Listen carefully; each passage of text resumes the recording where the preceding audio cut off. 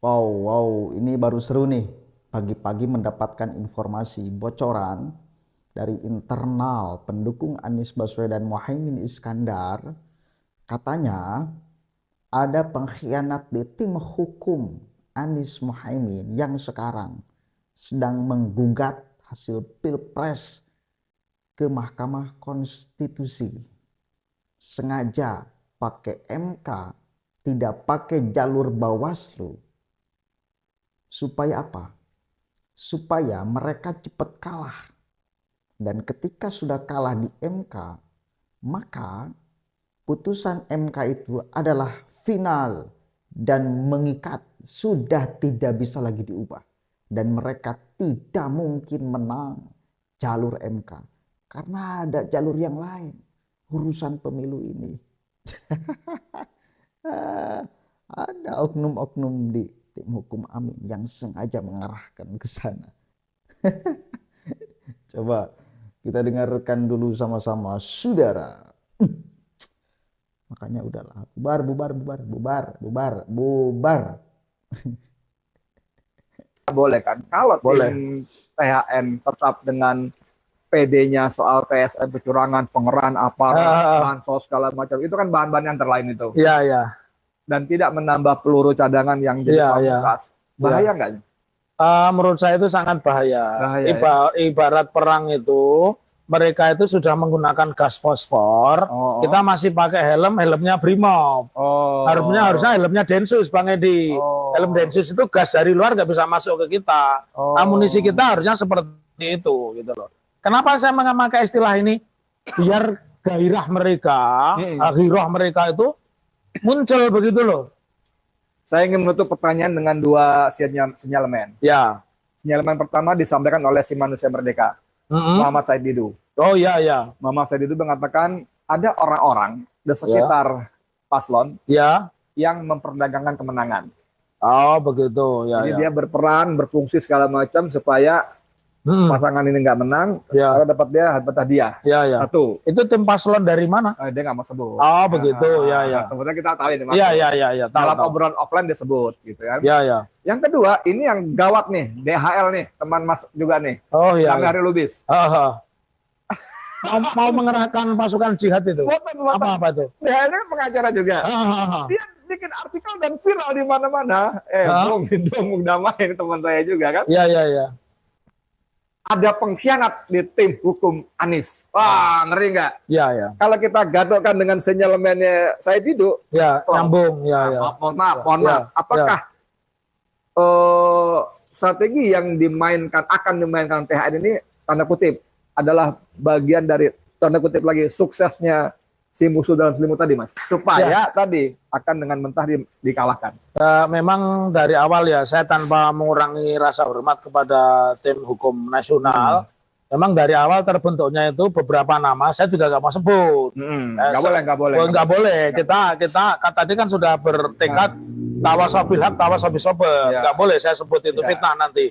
Memang dari awal sudah ada mempertanyakan kredibilitas. Kenapa kecurangan-kecurangan itu tidak dibawa ke Bawaslu? Kenapa didiamkan dan sebagainya? Jadi semacam dia itu dipasang, tapi justru untuk mereda, untuk kanalisasi. Untuk kanalisasi, meredam.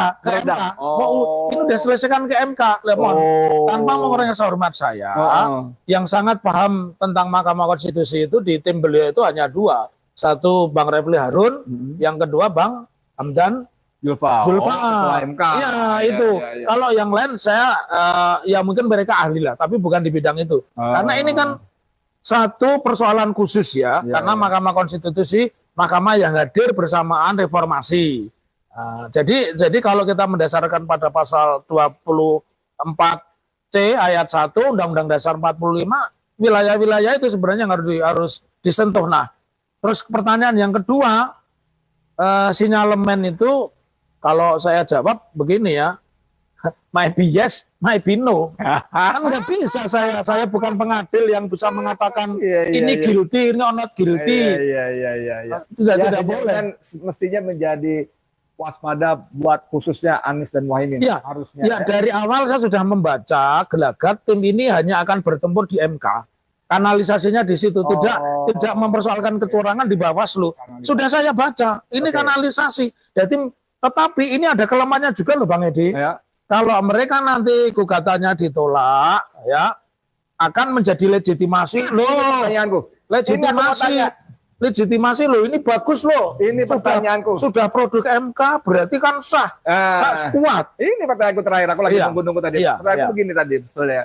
Sebagai orang awam yang saya tahu keputusan MK itu final and binding, ya. Terakhir dan mengikat. Betul. Begitu MK putuskan pokoknya Wowo menang, jebret. Maka menjadi legitimate. Betul. Kalau kita masih bunyi segala macam, lu memang maunya rusuh. Lu memang perusuh kan? Saya ini kan nasib minimal 5 tahun ke depan. Saya sama Anda kan kayaknya soulmate ya. Anda belum mengajukan pertanyaan, saya sudah munculkan problem itu. Jelas itu adalah Edi Mulyadi, jelas pendukung Anies Baswedan. Udah ngomong belak-belakan seperti itu, bos. Jadi nggak mungkin menang jalur MK, bukan karena ada paman. Dan sekarang paman Gibran itu, paman Usman itu tidak akan ikut terlibat di dalam sidang sengketa Pilpres ini. Tidak akan terlibat. Ya, Refli Harun itu udah senangnya luar biasa. Ada potensi menang katanya. Padahal itu juga orang hukum tuh yang ngomong. Itu bukan jalur yang tepat. Tapi ya kita akan lihatkan aja. Tentu urusan hukum ini banyak tafsir, banyak versi, dan lain sebagainya. Tetapi ketika ada potensi buruk di orang yang itu adalah pendukung capres yang sedang menggugat, bukan keluar statementnya dari tim 02 loh, bukan keluar statementnya dari tim 03 loh, tapi ini adalah statement yang keluar dari pendukung Anies Baswedan. Jadi bila nanti ternyata Mahkamah Konstitusi tidak memenangkan sengketa Pilpres kubu 01, jangan nyalahkan Pak Jokowi, jangan nyalahkan MK. Kenapa Pak Jokowi dibawa-bawa? Ya karena selalu dikait-kaitkan. Paman Usman itu udah nggak mimpin sidang tuh, udah nggak ikut campur. Maka kalau kemudian nanti ada putusan MK, jangan kau goreng-goreng lagi ya. Sebagai putusan politis, bukan putusan ideal. Jangan. Karena mereka itu, wataknya kalau kita lihat, kebenaran dan kesalahan itu tergantung dari dia menang atau kalah. Kalau dia menang, maka tidak salah, jurdil. Tapi kalau dia kalah, maka salah, ada intervensi, tidak jujur dan tidak adil. Nah, kita dipaksa untuk menerima seluruh produk pikiran mereka yang licik dan picik itu. Jadi pemilu ini benar atau tidaknya, jujur atau tidaknya, adil atau tidaknya tergantung Anies.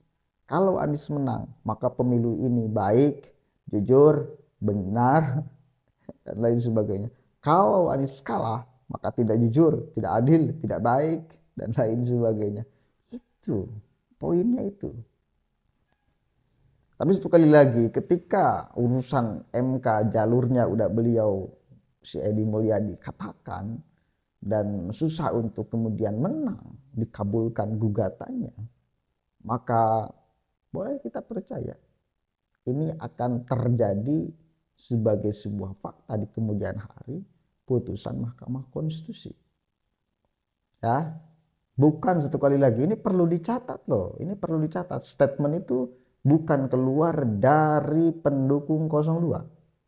Karena selalu dikait-kaitkan ketika mereka kalah, yang dituduh itu 02 tuh. Ketika mereka kalah, yang dituduh itu kubu 02. Kalah di dalam apapun, kalah di dalam suara, nyerang 02. Oh ini karena BBBB. Kan itu watak buruk itu namanya. Mudah-mudahan ada manfaatnya. Sebarkan informasi ini agar banyak orang paham, agar banyak orang tahu. Satu kali lagi, bila nanti MK memutuskan mereka tidak memenangkan sengketa Pilpres, maka ini sudah diprediksi dari awal sekarang dari pendukung Anies Baswedan bahwa pasti akan gagal dengan banyak pertimbangan. Bukan karena Paman Usman, bukan, catat itu ya.